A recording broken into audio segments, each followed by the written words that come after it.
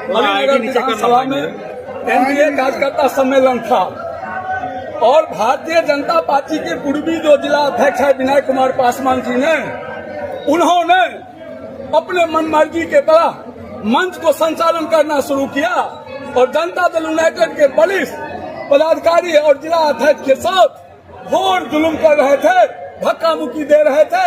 इसी पर लोगों ने आक्रोश जताया और जिला अध्यक्ष की जो व्यवहार था उससे लोग नाखुश होकर के एकाएक उठ गए और जिला अध्यक्ष मुर्दाबाद का नारा लगाया। उनकी व्यवहार, जिला अध्यक्ष की व्यवहार, वे किसी खास लोग का मंच को हैंड ओवर करना चाह रहे थे।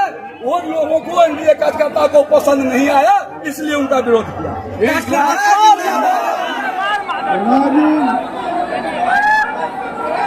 राजीव रंजन जी,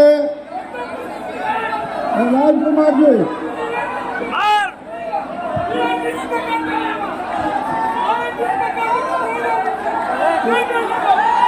आप लोग शांत रहिए, अपने अपने जगह पर शांत रहिए, अपने अपने जगह पर शांत रहिए। राजीव रंजन जी जिला प्रभारी, श्रीमान माधव आजाद जी, श्री शंकर माझी जी, श्री केदारनाथ भंडारी जी, श्री शिवेंद्र